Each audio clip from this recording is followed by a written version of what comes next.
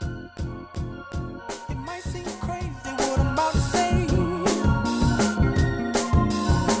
Sunshine, she's here. You can take her. His work ethic and professionalism was respected not only by the parents in the community and staff members, but the boys at YMLA. Bailey is always a presence in the hallway. He's always dressed well and dressed for success, which was part of our creed, and the boys wanted to emulate him. He is the definition of a role model. Clap along if you feel like happiness is the truth. Clap along if you know. I believe that Mr. John Bailey is an inspiration and a leader as well as a role model for us all aspiring for future leadership positions. He embodies what it truly means to be a phenomenal leader, a transformational leader, and he sees the big picture. Mr. Bailey, I found to be one of the most organized, disciplined, structured people I've ever worked with. Being a teacher for 11 years, it's very refreshing to see somebody with that much energy, that much excitement, that much purpose in his day. Now this is what's very interesting about Mr. Bailey, because you consistently see him in hallways, in classrooms, being what I call a positive agitator. He positively agitates the kids in challenging them to be better, in encouraging them, empowering them, as he has those quick conversations in the hallway or comes into classes to see what it is that they're working on. What's very interesting about the way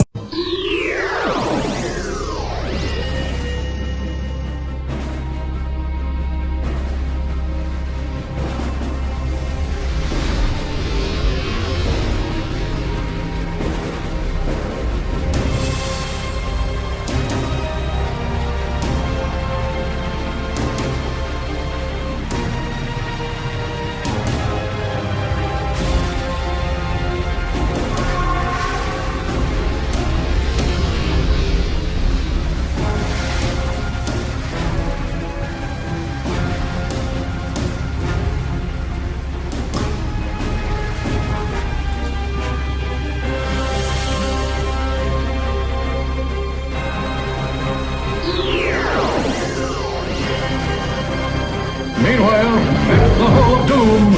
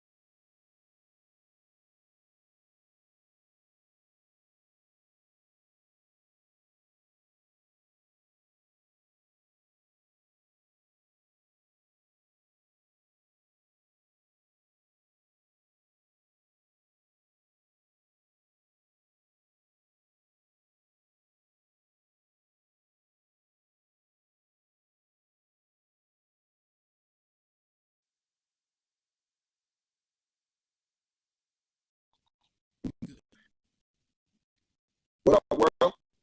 Live and direct. I got the locker room. Another special classic edition, man. None other then Austin LBJ's finest, the new generation, the next generation. We're bringing them in. I got Worldwide Bobby Mack. I'm over here smacking on him.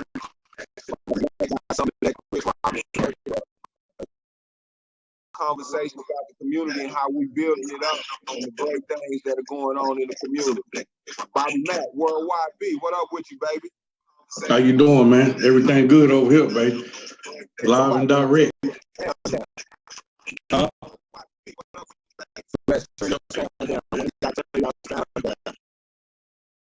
I'm sorry, Ray. That was that Apple. You know, Apple make good phones. I'm sorry, man. My bad, Ray, man. I don't mean it. You know, do you like it, man? I know you on that Android. Yeah. All right. What's up with you, Worldwide? Come on with it. Talk to me. Well, you know, I'm just gonna tell y'all, man, the corona don't want us to be great. You know what I mean? But yeah, I gotta go here.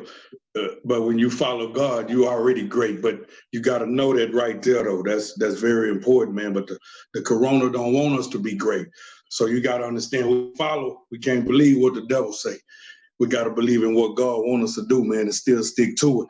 Every journey ain't just gonna be a flat road and it's just gonna be clear passage. That's not gonna happen, bro. You gotta go through the wilderness. If you want to see that, if you want to see all that beautifulness, you got to go through the wilderness. So we going through a little something right now, man. But yeah, it's like I tell the youngsters or anybody else who get on my timeline, man. In order to shine, man, you got to go through the people will throw away. The people will throw away a diamond if they really saw it before it get cut. So what we doing is trying to do, we get on that level of putting what Ray and I dreamed about and prayed over and everything. But it's good to see these two gentlemen right here finna let go of everything that these people have. And it's a pleasure to have you guys on, man. I appreciate you guys coming out and just sharing y'all everything that y'all gonna get these people tonight, because we all know, man, we need it. Need it. And without further more, man, I got Mr. John Bailey, the new principal of LBJ High School, man. We're glad, man. Thank you. And in my honest opinion, Bailey, I can be the man. And we got John Fletcher. I'm going to introduce you too. You know, you one of my partners in crime, bro. Bailey, we should have had you off the rip, bro. You should have been the principal from the very beginning, homeboy. Say, man, I love the energy. I love everything you're trying to do over there on that campus. First and foremost, let me thank you for the opportunity to be able to work for you and work with you, my brother. You understand what I'm saying? Without further ado, tell us you're talking to later. Everybody phone is down. Talk to me, Mr. Bailey. Introduce yourself. Tell the world who you are. John Bailey, new principal of LBJ College High School. Extremely excited as the leader of that campus. And I use that word serve because that's what I believe in, servant leadership.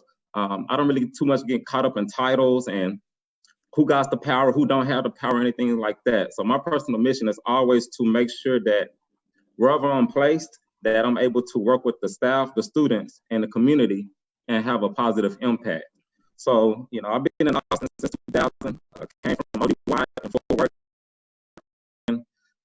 My high school afforded me the chance to go to UT. I'm gonna be honest with you, man. I didn't want to go to UT. You know, I wanted to go to Prairie View. I was a drummer in the band, and I wanted to go hang out with my friends at Prairie View. When I visited UT, it was a culture shock. You know, for me, where I come from, elementary, middle school, and high school was honestly just all African American, all Black. You know, that's all it was. So when I went to UT, it was a culture shock, and I really was not take on that challenge. You know, I was out of my comfort zone. Things didn't work out with Prairie View, had the full scholarship at UT or stay home with my grandparents. So I was like, you know what, let me go ahead and go to UT and, you know, get us a try. I will say being at UT, it did teach me how to get out of my comfort zone. I was able to communicate and connect with people who look like us and then connect with people who didn't look like us. And so when I got into education, that's one of the things that that really just stuck with me. So now I'm comfortable in any type of setting, working with any type of individuals. And honestly, it made me appreciate people from different cultures, people from different racial backgrounds, people who are just brought up differently. And when it just comes to education, I just see people for what they are, and I look forward to working with them. When I came to Austin, though, the high school that I would hear most about was LBJ. I'll be honest with you. I always hear about LBJ High School. And when I would hear about it, it reminded me of the high school that I came from in Fort Worth. After UT, I started teaching in Pflugerville. Then I was a drum minor. I worked at Reagan High School as a drum minor instructor after school program for about 9 years. And then I was able to have an opportunity to further my educational experience and became a principal at Maynard ISD. So I was working there for about 2.5 years until I came to LBJ. And then I was also an assistant principal at Gus Garcia in Austin ISD. So during that time, being able to be blessed, I had the opportunity to be the leader at LBJ College High School. And I'll be honest with you, man, I had a chance to start there January the 28th. One of my supervisors said, Mr. Bailey, you worked at LBJ for 5 weeks. You were just now connecting with people, and then the pandemic hit, and then you had to work from home. And so it's been interesting, start, but it's definitely have been impactful, and I'm enjoying it and looking forward. I'm just excited about the opportunity to lead and serve and working with the community. Well, we're excited to have you. And without further ado, we're gonna introduce John Fletcher too, man. So and then we're gonna get deep into these questions and ask some real questions. Fletch, what's going on, homeboy? Hey, what's going on, y'all? What's going on, Austin? Hey, just like Bailey, I grew up in Austin, born and raised over there in the O2. When I was young, like a lot of people at my age, elementary was L.L. Campbell or Blacksher, because, Austin was a little bit separate, and they burned down Keelan. They ended up shipping us all out to Porter. So we all went to Porter for middle school, Joslyn, matter of fact, for 6th grade. We had to go to Joslyn for 6th grade, Porter. And, if we all stayed in Rosewood, we all went to Crockett. So, I went out to Crockett a couple of years, went out there, but then, I remember that day my mom told me we moving out there near Colony Park. I said, I'm about to be going to the J. And lo and behold, I lived on the other side of the street. Wow. I had to go to Maynard. So, but I had that's where I graduated from. That's my school, man. But I lived over there too. I still spoke with everybody that went to the J, but I loved it, graduated there. Ended up going to college at McMurray University in Abilene. So that was pretty cool. Played 4 years of ball there. Football dreams. That's what it was back in the day. And I was still on the grind. I think I ended up in California. That's when I moved to California, trying to play some football. Got to Fresno. That when you get older, your knees go out on you. You know how they go. Mm-hmm. I was looking at the picture then saying, what am I gonna do with myself? Football gone. Went back to school and became these kids. I started coaching, but then I got in the Boys and Girls Club, and then this thing popped up. I started working for the United Way. I started going through all the nonprofits, worked in the United Way, and it was great. Went back to school, finished up. I went back to school, finished up, got my undergrad. Then I went and got my MBA. And then I went I started owning my own coffee shop. I owned the internet coffee shop for about 3 years, and I enjoyed that. I really loved that. But then I got into, I stayed in. My heart was always into that nonprofit stuff. And I worked for Fresno Street Saints. And I started really serving, because we were in the streets working with the gang members, like really, really down in there, getting down there, going into the neighborhoods, working with the gangs. And, I did that for a while coaching football. Had my boys. I have 3 boys. And, life changed. It was just like I had to make some decisions on, being out there in those streets with those gang members, trying to save them, or and also making sure I was able to get to my boys too. but after a while, you know, about 2014, I came back home, and LBJ, I dropped right in. Andrew Jackson came and said, "Fletch, you gotta come coach with me, man." Andrew, and Man, rest in peace, Coach Jackson. yeah, rest in peace, most definitely. Fletch, I want you here. So I took that leap of faith. I had never taught. I've subbed before, had never taught. Got in there, and man, I've been loving it, man. The J has been an experience for me because I got back to the and then also now I got Mr. Bailey here, which I'm gonna tell you, Mr. Bailey, this is great, like that, and the energy that we looking for, and you handle that principalship, and we will take care of the other stuff, because I mean, there is a lot of passion and a lot of stuff that we can move forward with, and just like what Jack said, coronavirus is this thing that it was something that happened, but it was kind of gave you a chance to come in and do your own thing. So like I said, I'm on, and I know I'm ready to go with it and work it all the way through. So let's get right to the question. With the pandemic hitting, baby, what are you approaching that from an LBJ perspective with our students? Because the dynamics of our community is a little different. You understand? And you know that growing up from a community somewhat similar. How are we approaching this pandemic from LBJ standpoint? So at LBJ, when this pandemic hit, from the principal standpoint, we've been really big on trying to communicate. And when I talk about communicate, we email families, we post stuff on our social media, post stuff on our web pages. But for the most part, that's where it was stopped. I wouldn't ask too many questions, or we wouldn't track our data. And what type of responses are we getting from the families? What type of responses are we getting from the kids? It was one of those things to where the email was sent, the phone call was made, the text was made. We communicated to the community, and we'll move forward with business. When the pandemic hit, we couldn't look at it just like that. We had to look at the dual communication. So yeah, we're gonna send out all this information to the community, but now I'm asking questions about how many responses did we get from students? How many responses did we get from families? If we look at all of our families on our roster, I need to know what families did not reply. So, because now it's kind of like a virtual, I don't know what's going on. I can't see my kids. I can't see my staff, you know? So it's kind of like the only thing we can really monitor for sure is the data that we get with communication. So we have to honestly raise the bar and increase the expectations of families and how they respond to the camp. Out of almost a little over 800 students, we've only not been able to contact 3 families.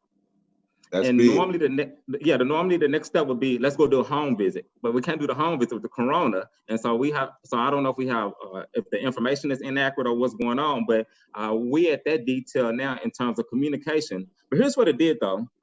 For me, it made me really look at the campus and did a real true assessment. How strong is our outreach at LBJ?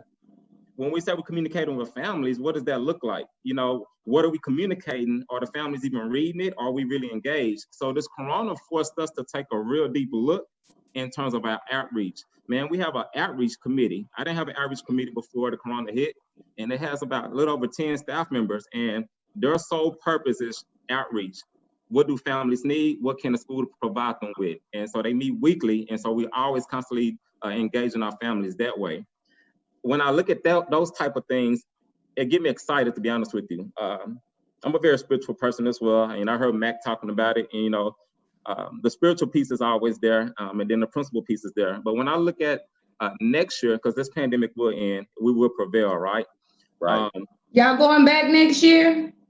Yes, to be determined a date though, but we'll go back next year. We just don't know what date yet. And y'all gonna have a graduation? Virtual. I'm hearing that y'all gonna push it back. Y'all gonna push it back to August or what? That has been confirmed. So in June, we're doing a virtual graduation in June, and then we have a commencement graduation ceremony in August. I think August 10th.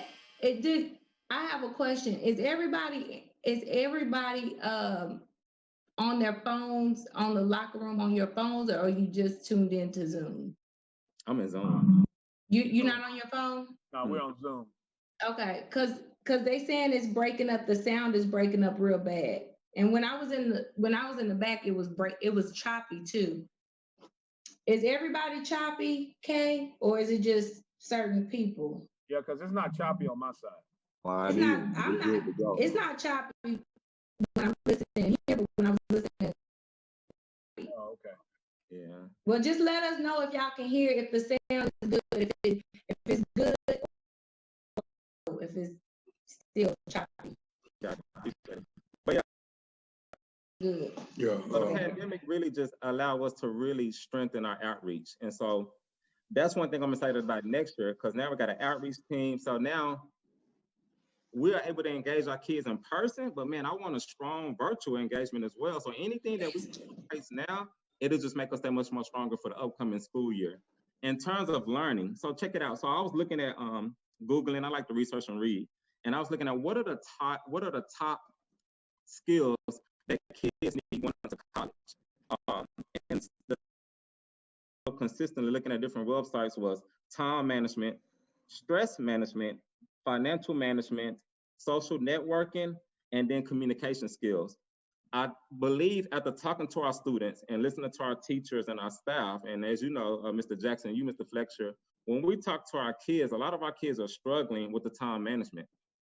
They have so much time, and so they don't have that high level of structure that they have when they're in the building. So they're trying to figure out, with their families, sit in front of this computer and do my work, and what does that look like?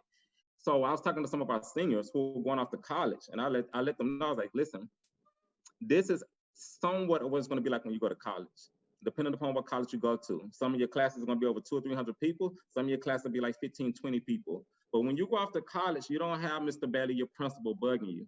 You don't have your teachers bugging you. You don't even have your families if you go, if you leave the area, and you don't have those professors doing all that follow-up. So a lot of that discipline when it comes to time management and how you manage your educational focus is going to be on the students, our kids, how to cope and how to manage and be successful with the time management skills.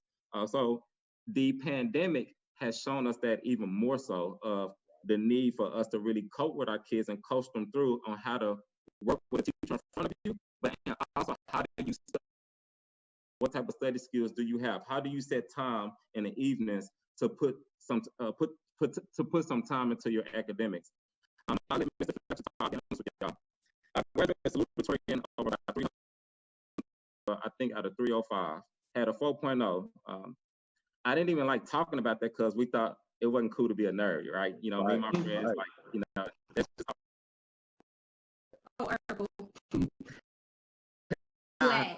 I knew I was gonna get a whooping from my grandparents if them grades didn't look a certain way. And then when I got older, I started doing it for myself. We need to bring that back. And so, but the thing about it is when I went to UT my first year, man, I did not do well. I made a 2 Ds, made a C, a B, and an A, and my GPA was low my first semester. I'll be honest, man, I didn't know how to study. Throughout high school, I, kind of came easy for me, so I really didn't have to study as hard. But when I got to UT, man, it was a wake-up call. Felt like I was gonna be put on academic probation, so I had to learn real quick. How do I study? How do I ask for help? I had to put my ego and pride aside and get a tutor. I was like, man, I don't want no tutor. Like, I don't need no tutor. But it was one of those things to put that pride aside and go to office hours, get a tutor to help you out. So these are the type of skills that the pandemic is going to allow us to really focus on when we go into the building next year. And see, that leads me into a question for both of y'all, Fletch, you and Bailey. How are you going to adjust the learning curve? Because like in our community now, different than a lot, but not really because of where America is going. A lot of our kids are seeing that they can work and make money without an education now. And a lot of them are more focused on providing and helping with their households. We out here reaching out to the kids like, we're trying.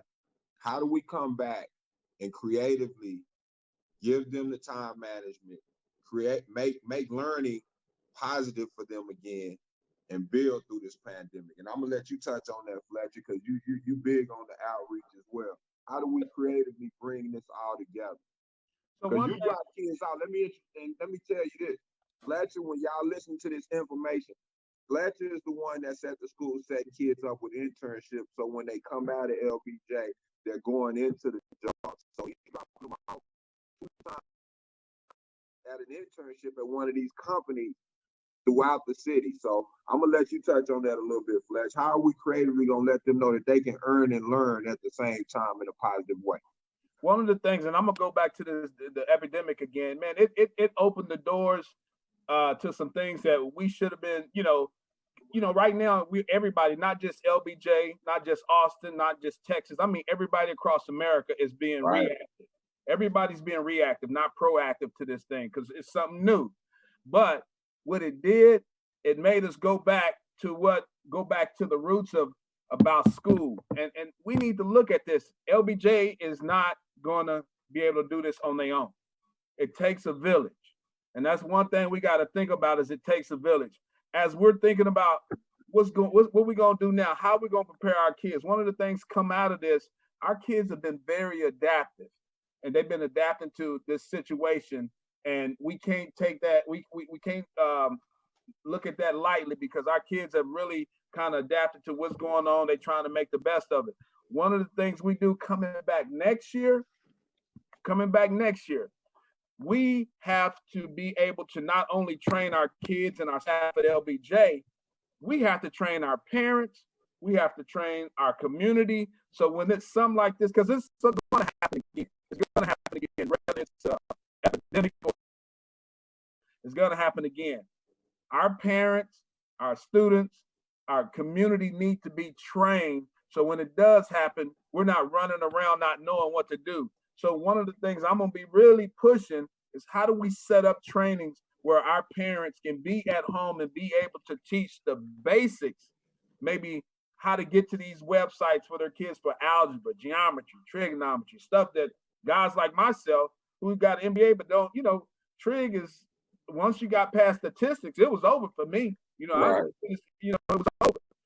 How do we get to the point where our parents have the resources and the tools to teach their kids while they're in the house, while there's a crisis going on, and go ahead. And then making sure that the collaborations are there. We need to have solid collaborations, and that goes back to like what Mr. Bailey says. When we going back into that school next year, man, I remember at the beginning of the year we talked with the city, with what's the center up the street, Turner Roberts. We need a satellite up there just for LBJ. So when parents need to put their contact information in there, they can just go to that computer. It's designated for LBJ, and they can do it there and type it up, and it goes directly to us. We had that information because that big thing, that kicker for us is having the right information for all our kids, right numbers, right addresses, right everything, right parents, right, everything in line. So when this does happen, we are on board. And so that's coming back next year, coming up with a plan that says, these are the people doing this to make sure we got the right information, making sure our parents are going through different trainings. We have monthly trainings for parents on saying how to do math. I'm sorry, I didn't mean to laugh at that. I was looking at the comment. And how to do English. We gotta train our community. We just can't train our staff. We have to train our community. Let me just say this. Your message, however, it's almost close to impossible, because I know personally speaking, and I'm not a educator in that sense of that's my full-time job. I take my hat off to you guys because that is what you guys do day in and day out. Even me just trying to teach my, they learn things, and I'm trying to work at the same time a job from home. It has been challenging because these parents are also having to work a job if they're able to work remotely and also keep their children on track. So I would like, and this is what I know they've been doing this at his school, like I went and picked up a packet, videotaping to where they're on those packets and examples and actually work through those problems with the children, do Zoom and all these other, strategies to try and teach them, because that's used to learning. And I think you guys are more skilled in teaching of what, almost preparing them for what they're going into. As opposed to me, I'm like in and out, trying to work, getting halfway frustrated because I didn't learn it that way. And so there is a lot of challenges that come with it. Not that we don't need to know it, but I don't want that responsibility of being the sole teacher unless I'm just doing it full time.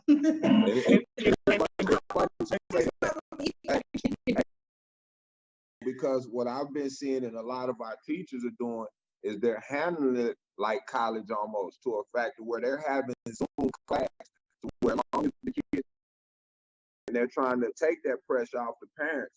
As long as the kids have internet, they can tune in at 12 o'clock for this class or with their teachers, and they can get that instruction from the teachers. And I've been seeing our teachers doing a lot of that too. So hats off about that. Go ahead, Fletch.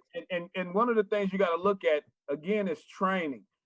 We have to train our parents to be able to engage their kids, and not just teaching them how to read and write, but how to study and how to sit there. Because again, Bailey talked about time management.